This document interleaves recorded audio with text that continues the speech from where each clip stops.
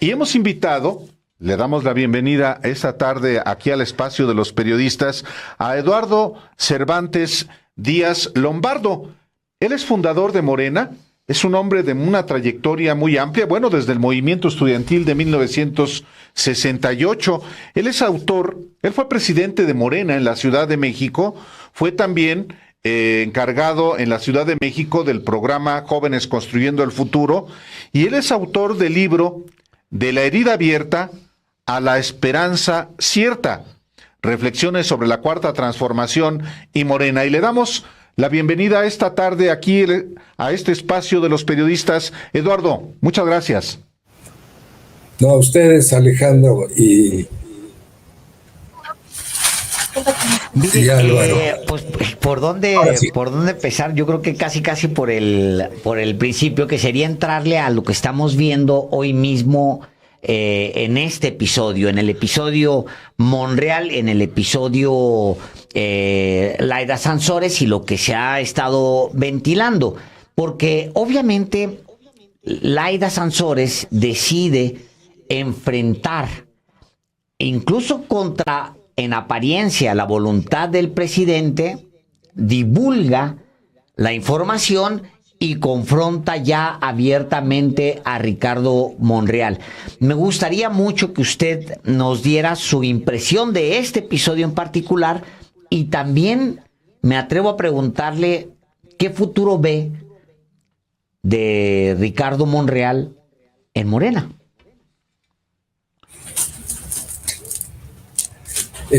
Mira, Alejandro, vi un rato la intervención de Laida en su programa, El Jaguar, y ella defiende un postulado que me parece esencial, que es el derecho a la crítica.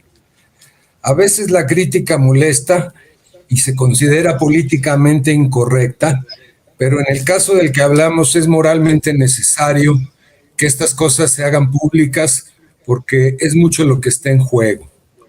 Entonces, mi opinión es que Laida actúa de acuerdo a su conciencia, sus convicciones, y da una información pertinente, dado lo delicado del tema que está tratando. Y esto efectivamente se articula con el asunto de Morena, que para mí es terrible lo que está pasando y sumamente preocupante. Mi idea, no sé si llamarla hipótesis, es que en Morena está predominando desde agosto de 2018, después de terminadas las labores de campaña electoral, está predominando una concepción y una práctica fundada en la cultura política del PRI.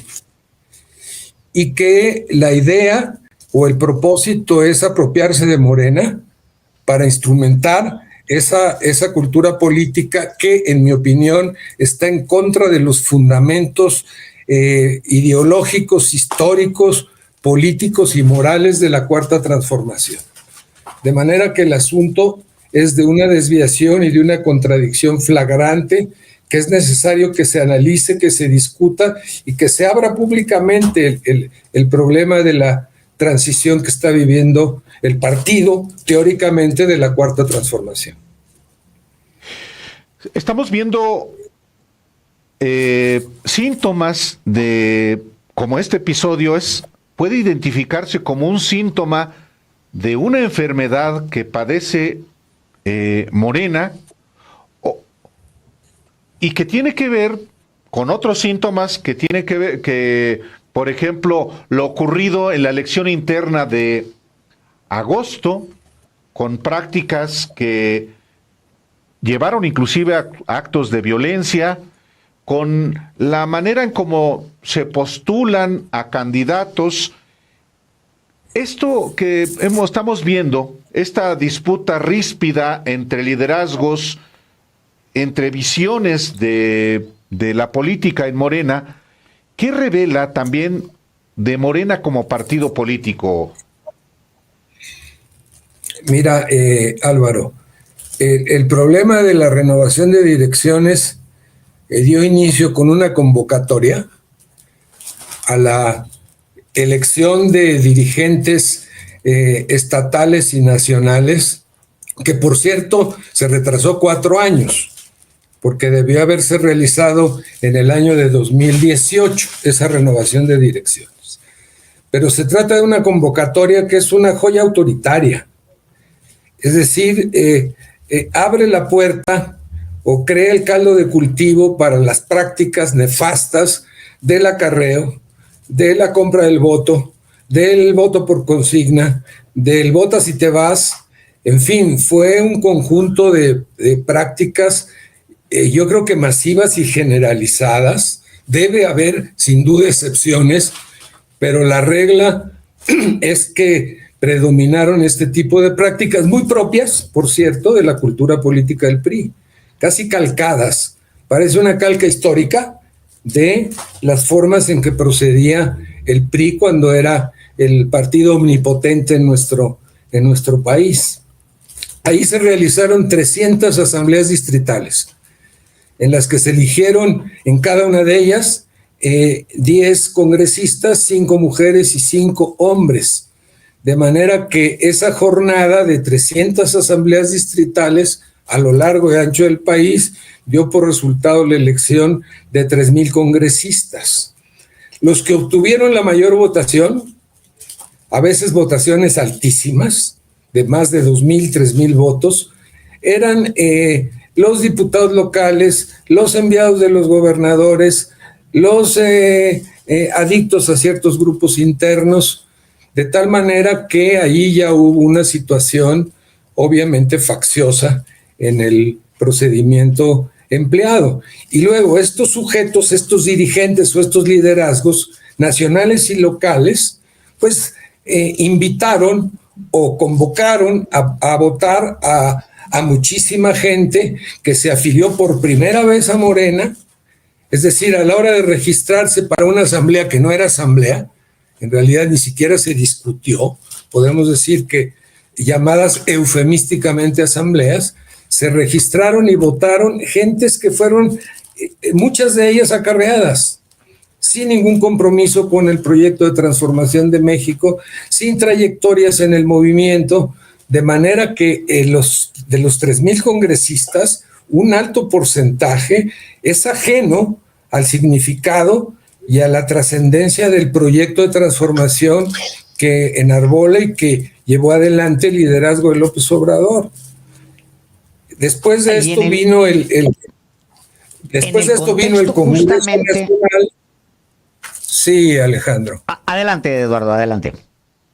No, tú dime. No, sí, le preguntaba. Adelante, Eduardo, por favor.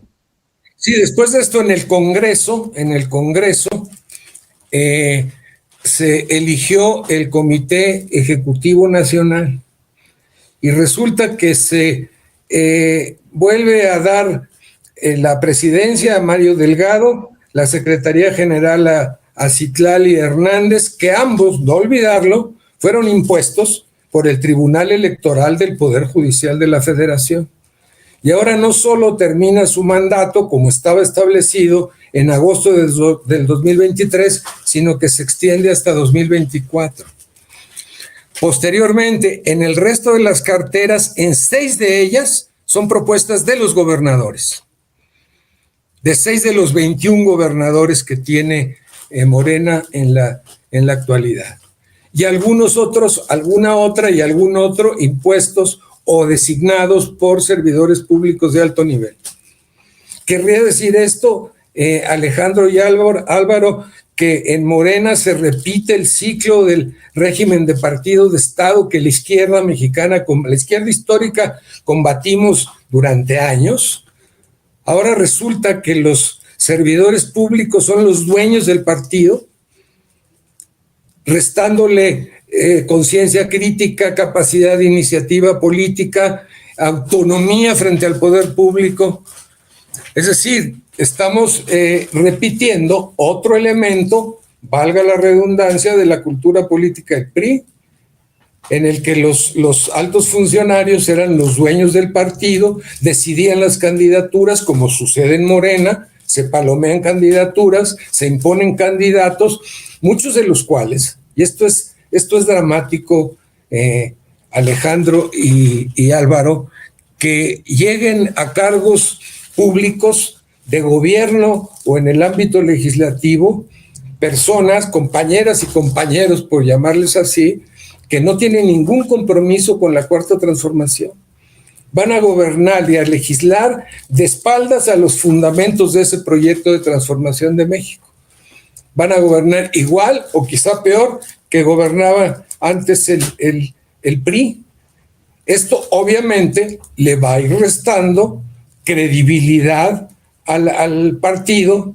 La gente o mucha gente dirá son iguales porque no desarrollan una identidad de gobierno o una identidad legislativa realmente apegada, correspondiente con el proyecto de transformación del que estamos hablando.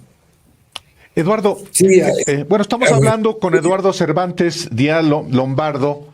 Él fue presidente de Morena en la Ciudad de México. Bueno, renunció, Eduardo. Usted cuando iba naciendo también Morena como partido político, luego trabajó en el gobierno del presidente Andrés Manuel López Obrador en la Secretaría del Trabajo, en Jóvenes Construyendo el Futuro. De esto que usted cuenta y que efectivamente lo llevó inclusive a un libro, ¿lo llegó a platicar con el presidente López Obrador? Sí, lo platiqué en una ocasión con él. ¿Qué le dijo usted al presidente? El tema de mi preocupación por lo que acontece en Morena, bajo el supuesto de que es el partido político de la Cuarta Transformación y de que, en mi opinión, debería de construir un proceso de desarrollo democrático en donde se empleen los valores de la democracia y no este apetito insaciable por las candidaturas y los cargos. Quiero decirles que se han invertido los medios y los fines. El fin del proyecto y de la lucha histórica de la izquierda ha sido la transformación del país. Ese es el fin. Pero resulta que a partir de que la izquierda tiene protagonismo electoral en México, me remonto a 1988 con la candidatura del ingeniero Cárdenas, a partir de entonces se abre la avenida de la participación electoral para la izquierda. Por primera vez en la historia posterior a la Revolución Mexicana. Hablo de la izquierda. Y resulta que el riel electoral, la vía electoral, resulta un suculento platillo para las ambiciones personales y de grupo. De manera que la obtención de candidaturas y cargos sustituye las convicciones y los principios y el desarrollo político y las actividades políticas alrededor de la construcción, junto con el pueblo, junto con los trabajadores, de la fuerza social que necesita como sustento fundamental este proyecto.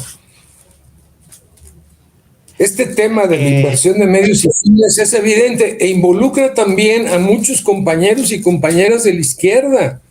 Totalmente. Miren, oiga, porque al final, Eduardo, las lecciones para el movimiento de izquierda pues son muy dramáticas. Una Lili Téllez no viene de la nada. Es una candidatura de la izquierda en teoría. O un Germán Martínez Cázares tampoco viene de la nada. Viene de una candidatura que se le quitó a alguien para entregársela, o una posición que se le quitó a alguien para entregársela en las manos, ponérsela en las manos a la derecha. Literalmente. Entonces, sí estamos hablando de un problema muy serio. Ahora, le pregunto, Eduardo, porque en esa visión, usted, cuando yo le preguntaba sobre el tema Monreal, usted casi en automático brincó a esta lectura de quieren convertir Morena o traerse las prácticas y el manual de operaciones del PRI y aplicárselo a Morena. ¿Por qué lo vinculó inmediatamente al PRI y a las prácticas del PRI? ¿Por qué cuando le pregunto yo de Monreal? Alejandro, por cierto, háblame de tú, Alejandro. respeto muchísimo su trabajo como compañeros. Soy muy norteño, Eduardo. Soy de Chihuahua y hablamos siempre de usted, perdóneme. Bueno, gracias, Alejandro. No, bueno, es que el PRI dominó en México 8 décadas. Desde 1929 como PNR hasta el año 2000, que hubo esa alternancia tan peculiar, fue una dominación absoluta y todopoderosa. Quiero hacer la excepción del periodo del general Cárdenas, porque Lázaro Cárdenas llevó adelante un proyecto nacionalista y popular realmente de compromiso con elementos de la propia Constitución del 17 y con la lucha histórica de la Revolución. Pero el resto de los periodos de gobierno fue el régimen de partido de Estado, sí con algunas concesiones al pueblo trabajador, en seguridad social, en vivienda, en educación pública, etcétera, pero de horca y cuchillo contra todo movimiento opositor. Yo quiero ubicar este periodo que corre de 40, terminando el general Cárdenas, a 89, que surge el PRD, es casi medio siglo, en que la izquierda social y política padeció una represión sistemática por parte del régimen priista. Yo vengo del 68, por ejemplo, y estuve en Tlatelolco, pero desde el movimiento ferrocarrilero, el movimiento de telefonistas, el movimiento magisterial, todos los movimientos opositores fueron tratados con un sesgo y con un carácter represivo absoluto. Junto con este dominio omnipotente, el PRI generó una cultura política. El PRI ahora como alternativa electoral está en agonía, pero su cultura política permeó a la sociedad mexicana, a todos los partidos, incluidos los de izquierda. Entonces, lo que están tratando de reproducir en Morena es esa cultura política de la manipulación, de la disciplina, del acarreo, de la compra del voto, de la imposición de candidaturas, etcétera, etcétera. Eso es lo que está pasando en Morena desde agosto del 2018. A mí no me gusta ese término de primor, pero efectivamente es una alianza PRI-Morena que desvirtúa por completo los fundamentos de la Cuarta Transformación y la esperanza que depositaron más de 30 millones de ciudadanos y ciudadanas en la elección de junio de 2018. En realidad están secuestrando al partido para llevarlo por un sendero que daría el traste con el proyecto de la Cuarta Transformación en caso de consolidarse esa hegemonía. En ese camino anda Morena, lo cual, en mi opinión, quiero añadir otro elemento: la mayoría de los miembros del partido que vienen del movimiento no están de acuerdo con esos métodos y con las prácticas que desarrollan los liderazgos. Oiga, porque encumbrados, por ejemplo, está Ignacio Mier, que hace 10 minutos era priista y de los que aprobaron el FOBAPROA y de los que hicieron campaña por todos los que ahora supuestamente ya se convirtió y ahora ya aborrece. Pero el mismo Ricardo Monreal, me regreso a lo de Ricardo Monreal con insistencia, me gustaría mucho su lectura de lo que está pasando con Ricardo Monreal, porque en esa lección, en esa visión histórica, pues vale mucho la pena ver qué piensa alguien como usted con respecto a Monreal. ¿De qué tamaño es el problema o el factor Monreal? Y si puede desembocar en una ruptura que ponga en entredicho inclusive la victoria en 2024. Usted lo advierte de alguna manera en su libro, de la herida abierta a la esperanza cierta. Advierte usted los riesgos que hay dentro del movimiento, pero Monreal es importante en este momento porque es una fisura. Ricardo es un doctorado en pragmatismo crudo.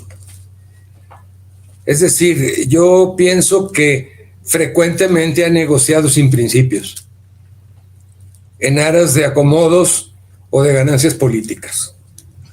Y yo creo que esa ausencia de poner por delante convicciones, principios e ideales, termina siendo de la política un chiquero y una confrontación constante. No veo a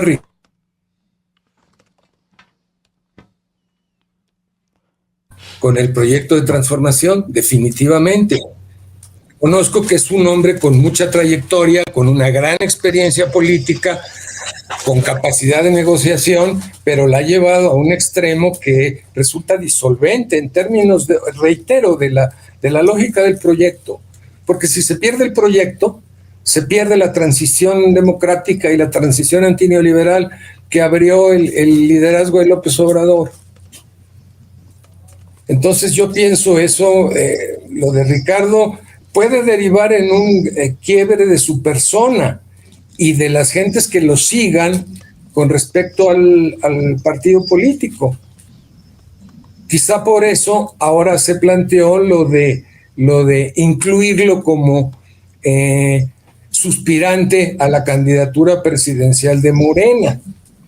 Y otro dato, por lo que comentabas, de lo que comentabas tú, Álvaro, yo creo que Morena va a ganar en 2024. Pero probablemente se le dificulte muchísimo 2030.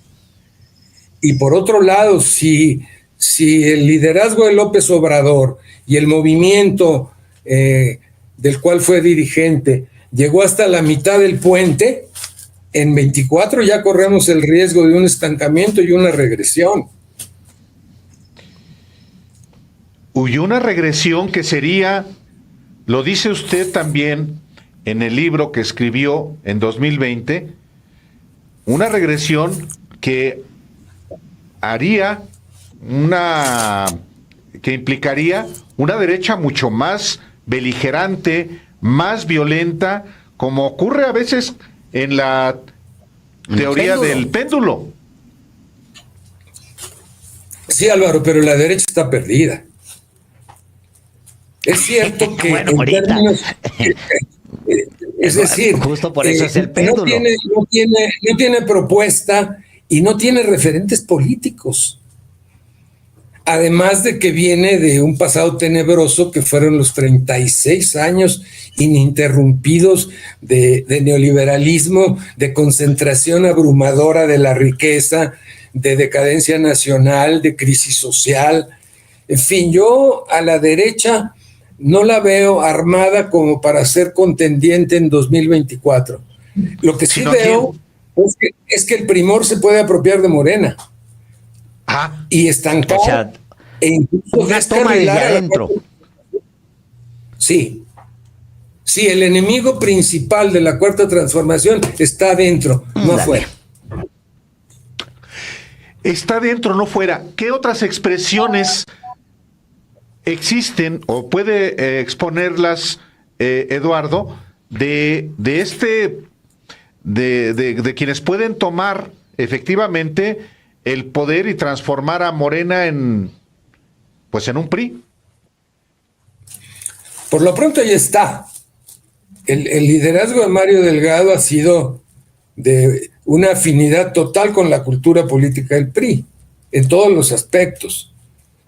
Incluso el propio Mario Delgado estuvo a favor de la construcción del aeropuerto subacuático de Texcoco y estuvo anteriormente de acuerdo con la reforma educativa.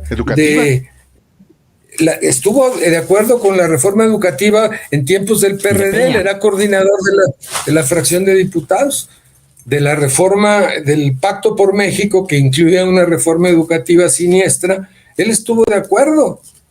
¿Sí? Entonces, tiene unos antecedentes y una trayectoria que no lo nutren en términos de un liderazgo opositor fundado en principios y en convicciones. Y bueno, tiene un enorme poder dentro de Morena, casi un poder unipersonal para tomar decisiones. ¿Qué debe hacer Morena? ¿Qué debe ser Morena para seguir siendo Morena? Ahí entramos a terrenos de la utopía, Álvaro. Yo creo que La tirada sería intentar cambiar la correlación de fuerzas, considerando que existe una base militante con conciencia y compromiso alrededor de la Cuarta Transformación, que requiere tener un papel activo en el curso de desarrollo del partido. Quizá el pronóstico no sea bueno, por eso hablo de utopía, Alejandro, pero Pues sí. yo creo que es la única manera. Yo creo que es la única manera. No creo en la redención. Yo sé que Andrés Manuel, quizá por sus convicciones, cree en la redención y en el ejemplo. Yo soy muy escéptico, en el sentido de que las gentes cambian. Un servidor público importante de la Secretaría de Bienestar me decía que nosotros somos los puros y que ellos son los conversos. Yo le decía, no te equivoques, no son conversos, son oportunistas. La persona que me dijo eso había trabajado en cinco gobiernos neoliberales, había Pues sido sí. servidor público importante y asesor de gentes ilustres del PRI, y ahora ya estaba en la lógica de la Cuarta Transformación, y luego en un asunto de trabajo me decía, pero ¿y por qué es necesario hablar de neoliberalismo? Yo le decía, porque la 4T es respuesta y alternativa al neoliberalismo. ¿Por qué lo tenemos que ocultar en términos del trabajo territorial que realizan los servidores de la nación de la Secretaría de Bienestar? Que su trabajo es parte de un proyecto y que es pertinente que se analice con ellos estos temas. Pero en fin, doy ese ejemplo como muestra de que también en el gobierno federal abundan servidores públicos, a ellos les gusta que les llamen funcionarios, servidores públicos que no comparten el proyecto de la Cuarta Transformación y que en su pensamiento y en su acción, ¿cómo dices? O que vienen, Eduardo, del PRI, que ahí se quedaron o han llegado con quienes han sido priistas siempre. Y no me refiero solamente a Bartlett, me refiero a la Secretaría de la Función Pública, me refiero a la Secretaría de Comunicaciones. El priismo vivo está también en el gobierno federal. Sí, por supuesto. Sí, por supuesto. Incluso de los 21 gobernadores, 11 provienen del PRI. 11 de los 21. Y algunos de ellos también han participado en el movimiento, por ejemplo, Alfonso Durazo, u otros más. Pero tienen toda la estructura ideológica y cultural de su trayectoria. ¿Como Monreal? No sé. Sí, bueno. Sí, no, bueno, A ver, Monreal déjeme es ser un ejemplo. abogado del diablo, Eduardo. Déjeme Adelante, ser abogado del Alejandro. diablo. También en Chihuahua Había hay que- abogados del diablo, ¿eh? También en Chihuahua hay abogados del diablo, por supuesto. A ver, había que armar un movimiento de lo mejor, de lo más rescatable. Es decir, Sí. tal cual ganas tantas posiciones, de repente te entregan un avión, un DC-9 que tiene, pues ahí están las sillas, hay un piloto, otro piloto, titulares, 4 de copilotos, y luego pues hay que atender, también necesitas sobrecargos, necesitas 10 personas que atiendan esa cantidad de personas de sobrecargo, nada más que los que ganan el DC-9, pues son nada más un piloto, pues sí le sabe mover ahí, y una sobrecargo y otro copiloto, y necesitas al resto del equipo y lo tienes que sacar de algún lado. Entonces, a donde volteas, Eduardo, no es hacia los camiones que van pasando, volteas hacia el avión que está enseguidita, y hacia el otro avión que está ahí atrás, y al que acaba de volar, también lo atiendes, ese otro avión, para ver qué es lo que tienes que rescatar de ahí, porque el avión no se va a manejar solo. Estoy siendo abogado del diablo. ¿Cómo respondemos a eso? No, es correcto lo que estás afirmando, Alejandro. Mira, en 6 años, Morena ha tenido un éxito electoral abrumador. Éxito electoral. Lo que no quiere decir que a veces no se pierda ganando. Creo que eso sucede en muchos casos cuando no se gobierna o legisla con los valores del proyecto de transformación.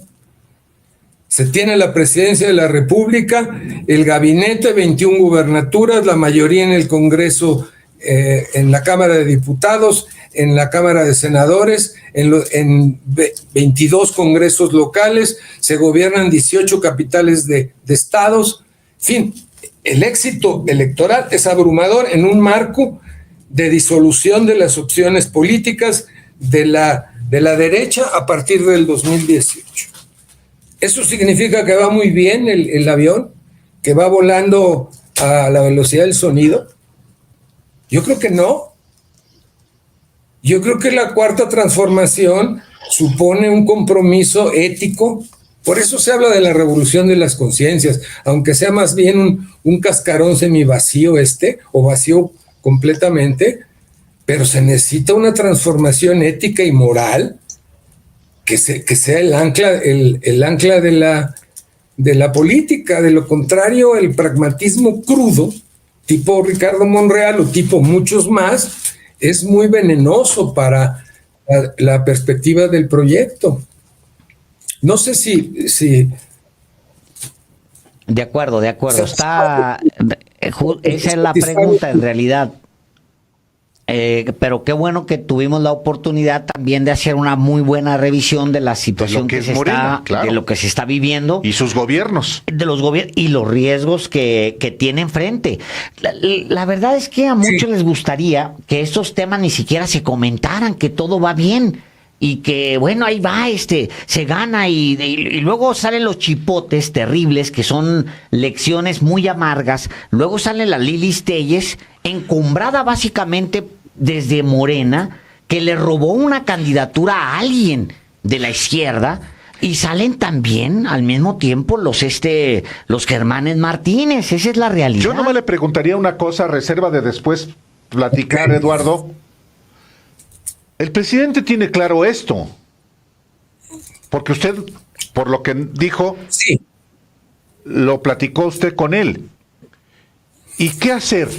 ¿Y qué le corresponde hacer a él, que es el líder del movimiento y hoy en su responsabilidad de presidente de la República? Yo corro el riesgo de equivocarme, pero creo que Andrés Manuel abrió el abanico en 2018 para asegurar que se respetara el resultado electoral y posteriormente, pensando en la gobernabilidad, recurrió a personas que no necesariamente comparten el proyecto porque él hizo un liderazgo histórico. Porque la verdad sea dicha, Andrés Manuel recorrió cuando menos 2 veces los municipios hasta los más pequeños del país. Es premio Guinness que nunca será superado. Hizo un liderazgo opositor de principios, férreo, pero esta lógica de la gobernabilidad de pronto se traduce en formas de pragmatismo que no son las mejores, en mi opinión. Correcto. Eduardo Cervantes. Adelante, por favor. Sí, Álvaro, adelante, Álvaro. ¿Me decías? No, le decía yo que habrá oportunidad de charlar en otro momento más ampliamente también sobre lo que está pasando en Morena y en sus gobiernos, pero hoy muchísimas gracias, Eduardo Cervantes Díaz Lombardo, por esta conversación, por esta valoración, análisis muy rico, sí, riquísimo de lo que están viviendo no solamente Morena, sino el país. Gracias, Álvaro. Y Alejandro, quisiera mencionar de manera muy breve el tema de la Convención Nacional Morenista, que es un proceso colectivo de cuestionamiento a las prácticas que actualmente se llevan a cabo en Morena y que ha tenido algunos eventos en la Ciudad de México importantes en términos de participación. Creo que generaron un impulso muy valioso de agrupamiento de la militancia con conciencia y compromiso alrededor del proyecto de transformación. No creo que se trate de una vulgar repetición de clase política. Creo que hay realmente descontento en la base de Morena, muy justificado, y ese impulso es muy valioso. Sin embargo, yo les he manifestado algunas discrepancias en su concepción y en el hecho de un liderazgo unipersonal. Incluso he comentado con ellos la pertinencia de una dirección colectiva, equitativa y representativa para que se dé un proceso interno en Morena de construcción de una alternativa que presumiblemente, regreso a la utopía, pueda modificar al menos parcialmente la correlación de fuerzas. Y agradecerles muchísimo a ustedes la oportunidad de platicar. Ojalá haya otro momento para continuar con estos temas tan importantes. Gracias, Alejandro, y gracias. Claro. Y lo respeto muchísimo por el periodismo que hacen. Sinceramente, cuánta falta hace gentes haciendo el periodismo como ustedes, ¿eh? Muchas gracias. Muchas gracias, Eduardo. Un abrazo grande y muchas gracias.